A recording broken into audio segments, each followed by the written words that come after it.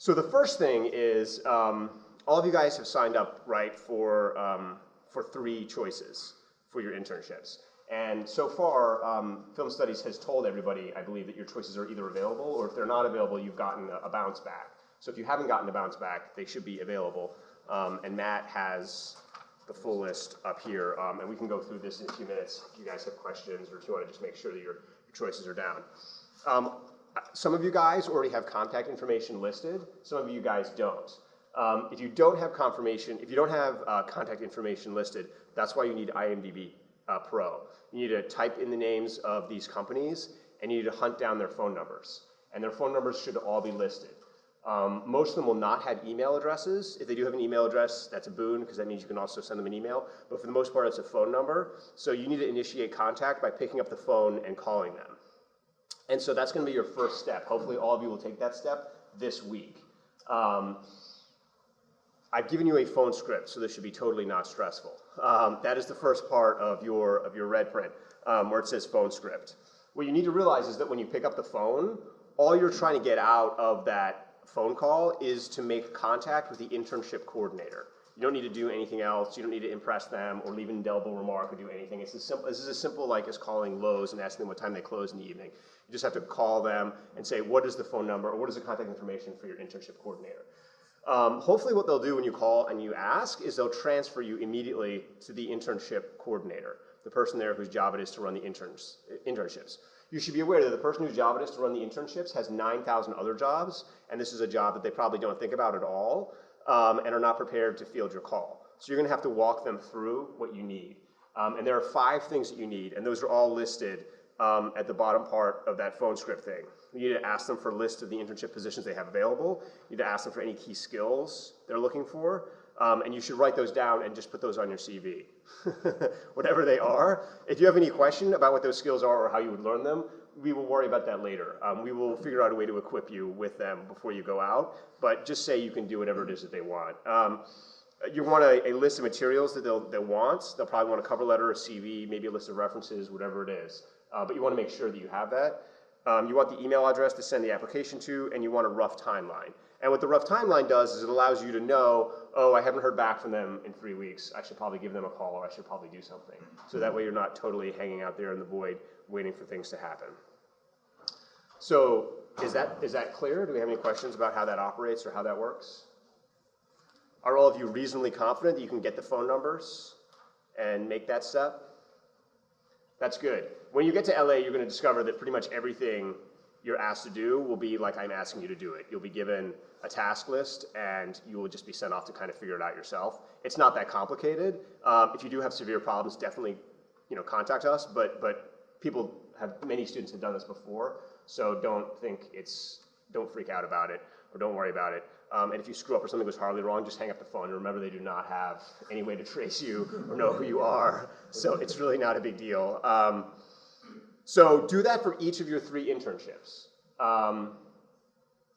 And get that information from them. Now, some of these places, some of you guys have listed individual directors that you want to work with. Or some of you have listed smaller companies. In those cases, they may not have a regular internship program. What you want to say to them is, I would like to be your unpaid assistant for the summer. Would you like a free assistant for the summer who has an Ohio State degree in film? And they will probably say yes. I don't know anyone who will say no to this offer of free aid, especially if you appear semi-competent on the phone and don't actually set yourself on fire while you're talking to them or do something else that's immediately incriminating. So if they don't have an internship program, just say, I would like to volunteer for free this summer. And then just say a lot of things like, I have a lot of experience, I'm willing to do whatever it takes, and just keep talking to them until they give you the contact information of somebody that you can submit to. So does that make sense? If there's not an opening, find a way to push an opening. So that's if it's a smaller thing. Some of you guys have helpfully listed that you want an internship at Universal or somewhere galactic like that. If you call the Universal front desk, they actually probably can direct you to the internship coordinator, but there are probably, I'm just ballparking here, but there are probably somewhere between 50 and 500 internships going on at Universal this summer. So if you ask them for a list of their internship opportunities, they're going to be annoyed with you. So if you put, say, for example, Universal or Disney or something giant like that, think a little more specifically about the kind of internship you want there. Do you want an internship in live action or animated? Do you want an internship in TV? Do you want an internship in features? Do you want an internship maybe in digital online? Do you want an internship in marketing? Do you want an internship in development? Start to break it down in your own mind and be as specific as you can. And the way you figure that out is you look at the things that you like that Universal produces. If you're a big fan of all the movies that Universal produces, you probably want to work in features. Maybe you want to work in development, or maybe you want to work in production on the lot in Universal. Say that to them. So if you're calling with a big company, be prepared to try and be as specific as you can on the phone. And again, if it goes badly and they mock you, just hang up. So don't be intimidated. But I want you guys to start making these phone calls this week so we get this process rolling. So I think those are the two extremes. The companies that are too small to have internships and the companies that are so big they have tons and tons of internships. Other than that, most places will have an internship coordinator or someone who's responsible for looking through the files.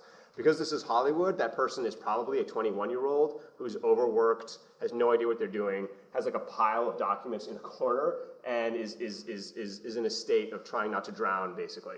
So don't worry if your experience with them on the phone, they sound irritated, annoyed, confused, or whatever. That has nothing to do with you. Just get the information and get out. So that's the first step. Do you guys have any questions about that? Okay. Next step. When you get the information about when the application deadline is, what materials they want, and who to send it to. Once you've got that information, almost invariably they're going to want you to send a cover letter and a CV. I don't know of any internship that doesn't require those two things. Some internships may require more than that, usually not. Usually those are the only two things that they'll require. If they require something more than that and you're totally freaked out and confused by it, definitely contact us. But for the most part, I think that's what they're going to ask for. So what I've done is I've given you samples on the last 2 pages. One of them is a sample cover letter, and then you have a sample CV. And these samples are for a student who is currently applying to an internship at Comedy Central for their online media division. So this is basically something that they put together, something that I thought was good, and something that I want to give to you guys as an example of how the kind of general format you want to use. There are 2 broad things I want you to notice about the materials, about the CV, and about the cover letter. The first is that it's professional and to the point. There's not a lot of information in either of them. You want to hit people with the most important, most interesting, most compelling aspects of who you are and what you're trying to accomplish. You don't want to burden them with a lot of stuff that's second tier or maybe not as impressive or important. If you were like the backup captain on your JV swim team, do not put that information on there.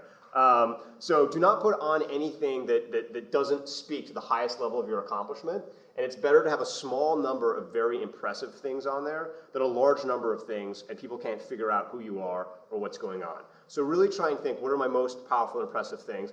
Also try and figure out how to pitch. If you don't have a lot of stuff, figure out how to pitch the stuff that you have so it sounds really good. So for example, the student who's putting this together started a small comedy improv group on campus called Sucking Less Than Ever. Apparently there are already a lot of improv groups, but apparently this is the first exclusive comedy improv group. So what can you say? I helped found Ohio State's first comedy improv group. You see how that operates? So that makes you seem very impressive. And it's not untrue. It shows a degree of initiative. So think a little bit about how to massage these things without actually distorting them or turning them into fabrications. Don't lie on your CV, but try and figure out how to put things in the best possible light so it shows a little bit about your personality and your initiative. I was going to say, like, numbers are huge, like he said, the first. Yes, yeah. Or, like, I worked for the Huntington Archive as an internship. I helped put up the first 30,000 images for the largest art history database in the world. See how big and I didn't put up all the largest images, but I put up 30,000, which seems impressive. Yeah, 30,000, that's a huge number. Yeah, and if you start a group that has 60 students in it, that's really impressive, If you do something that has 5 shows a semester, that's really impressive, even if those shows are in your basement and you have no audience. That's still impressive. And numbers, quants, data, those are things that are impressive on a CV. So that's the first thing. To the points, highlight your most important kind of powerful achievements. The second thing is you need to add a dash of personality. And this is not something you would necessarily want to do with any industry you're applying to, but this is very important in Hollywood. People want to know who you are as a person because ultimately that's what they're paying for. They're paying for your personality, they're paying for your style, and that's what they're trying to create, and that's what they're trying to reproduce. So a dash of your personality. I don't mean an excess of your personality. I don't want too much of your personality. What do I mean by too much of your personality? Well, I'll give you a short example. A few years ago, I was casting for a movie, and we had an actor come in who gave a very serviceable audition. And at the end of his audition, he said, I just want to let you guys know how much this part would mean to me. And we're like, oh, okay. And so he reached down and unbuckled his trousers, and he reached into his pants, and he pulled out a copy of the script, and said, this is how close I feel to your script. I feel I've been making love to your script all weekend. And we said to him, get out. Get out. We never want to see you again. And the reason I tell you that cautionary tale is because a lot of people are moved to that degree of enthusiasm when they're talking to their heroes. I know a lot of you, when you put down places you want to intern at, are seeking places where you really admire the people that work there, the projects they're making. You may want to gush or talk a lot about how life-altering the experience is, and that kind of stuff. Don't do that. Don't do that. You want to be cool at all points. You want to give a little bit of style and a little bit of flash, but you don't want to go overboard and make yourself seem totally ridiculous. And that's why I think both this cover letter and this CV are good, because they have a couple moments of personality, but not too much. So what do I mean? So for example, let's look at the second paragraph of the sample cover letter. I'm a huge fan of your programming, in particular Broad City, which I love not just because it's tremendously funny. Why does that kind of stuff always happen to Lincoln? But because of how it's built an online following before making the leap to cable. That's a development model I see being increasingly important in the future as digital and online become a fast and inexpensive way to tap into new audiences. So what that does is that immediately tells them, oh, this is the kind of person that watches Broad City. And if you guys have seen Broad City, it's a super weird show. It's incredibly weird. So the person reading this immediately knows, oh, this is your taste, this is your sense of humor. The fact that it has a kind of line or a throw from the show, why does that kind of stuff always happen to Lincoln, immediately says to them, oh. And because that's a show that's obviously being produced by Comedy Central, where this application is going, it makes them think this person has a personal interest in our company, in our organization, so that's good.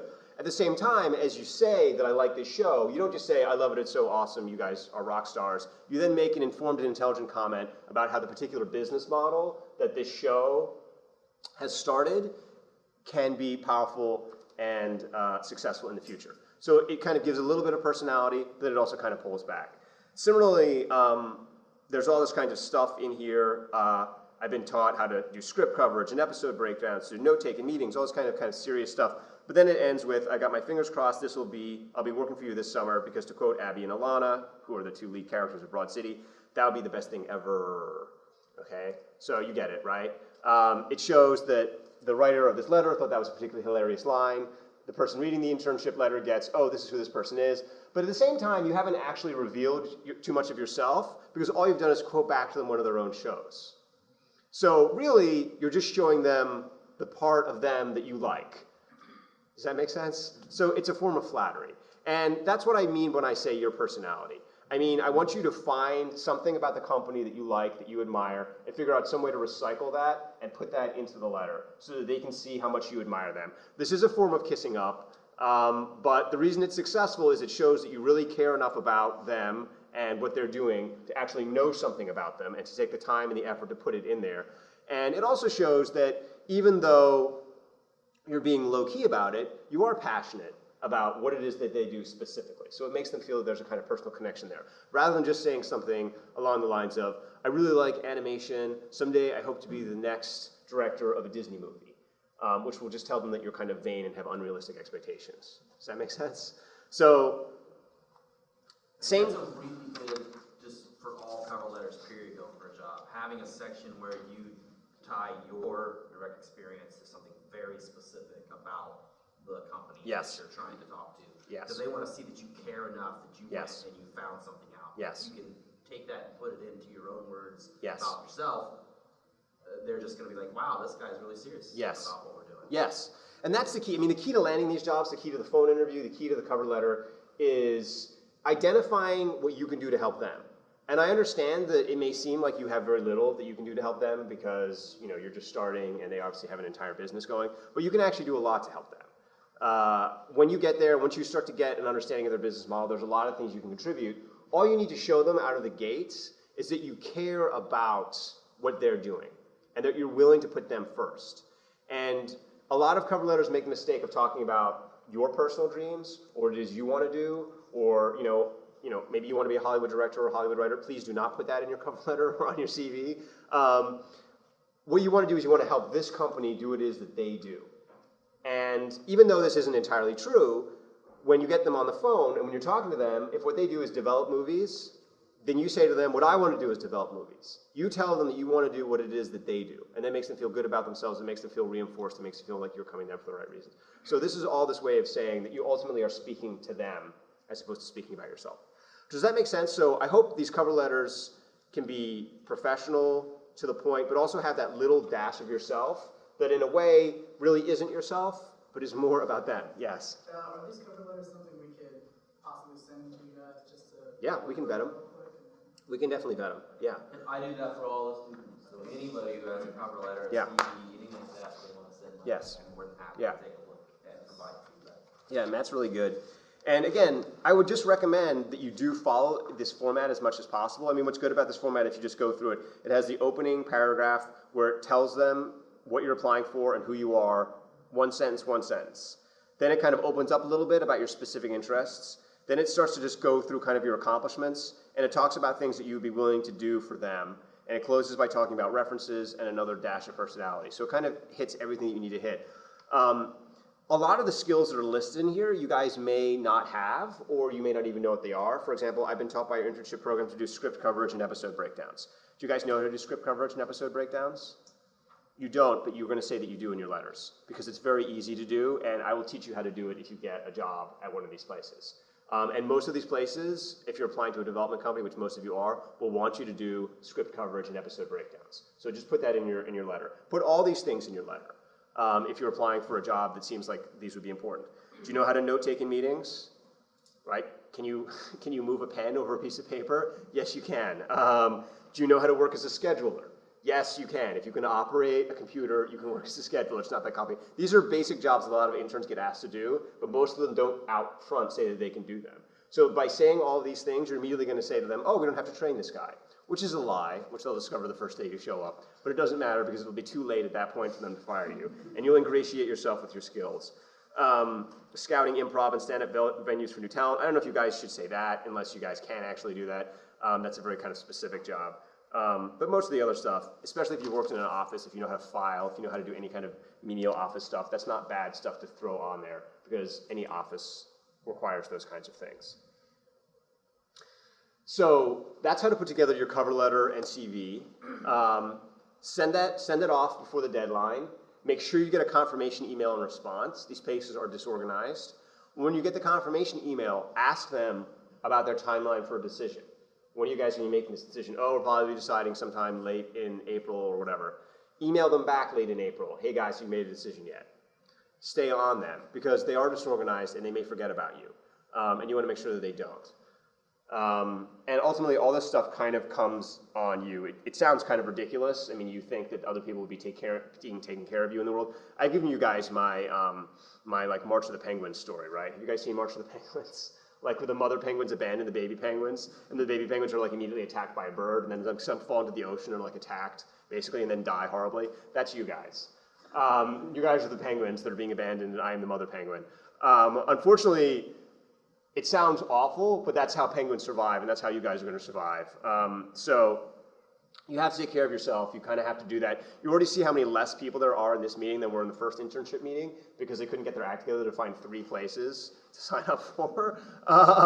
So you guys should be proud. You're way ahead of the curve. So that's the application materials. Now, a lot of these places will have a phone interview or some kind of interview. And so I've given you some notes on how to deal with that. Basically, you want to deal with the interview in exactly the same way that you deal with your cover letter. As much as possible, you want to make it about them. You want to research them. You want to know things that they do. You want to be genuine on the phone, so don't just say lies. I mean, don't say, oh, I love how you do this and that and the other thing if you don't really love how they do it. But find something about the company that you really like, talk about it. Think about your own personal experiences, things you've done, and don't talk about them as if they're impressive, but talk about them as if they're ways to help this company, even if they're only tangentially related. So the student who put together this cover letter helped found this improv group. And so they use that as a way of saying, I'm incredibly passionate about working with people. I'm a team player, because obviously any group that you're part of is a team player, and I want to be a team player for you guys, basically. So just think about anything that you've done in your life and how you can turn it around and show that you're a team player, that you can contribute, that you're flexible, that you're open-minded, that you're willing to work for these guys, that you don't mind doing grunt stuff for them on some level, because most of what they're going to want you guys to do is grunt stuff. But believe me, that pays off, because the more you get a chance to make a personal connection with them, the more you get a chance to see their world, and the more you get a chance to make little meetings. And it really only takes one meeting for everything to happen. You just need to meet one person who believes in you, and everything goes. That's how it was with me, that's how it is with everybody. You just kind of have to stay in the game long enough. So don't be afraid of the grind, and let them know that you're not afraid of the grind. Ask them what it is that they need, or they want, or they're looking for, so they have a chance to say things, and then just figure out in your head, like if they say, oh, you know, we're really looking for someone to get coffee. I love getting coffee. That's amazing, actually, because I've actually spent the last 3 months of my life getting coffee for everyone in my house. Because I'm just so reliable and responsible at getting coffee. I get up every morning at 7 o'clock and get coffee for everybody. And they'll be like, okay, that's kind of weird, but also kind of useful. So anytime they say they need something, you figure out on the phone how to tell them that that's something that you're enthusiastic about, that you can do, and if you can't do it, that it's like something else that you've done and you want to learn how to do it. Finally, you have to have an eye to your individual strengths. You want to stick out a little bit. What is something that you have coming for you, going for you, that nobody else has going for you? If you suffer from low self-esteem, this may be difficult to figure out. I have a hard time figuring this out a lot of the time. I'm like, what is exactly that I do that's different from what everybody else on the planet does? Not very much, apparently. Yeah. If you're at that moment, remember one thing you have going for you that no one else who's applying for this internship has, is that you come from the state of Ohio. Remember that. Now, that may not seem to be the most exciting or impressive thing, but actually, from a Hollywood perspective, it is really impressive, because all Hollywood is interested in is selling their wares to Middle America. And as you probably are aware, Ohio is the most representative state in the entire country, which is to say, Ohio is Middle America.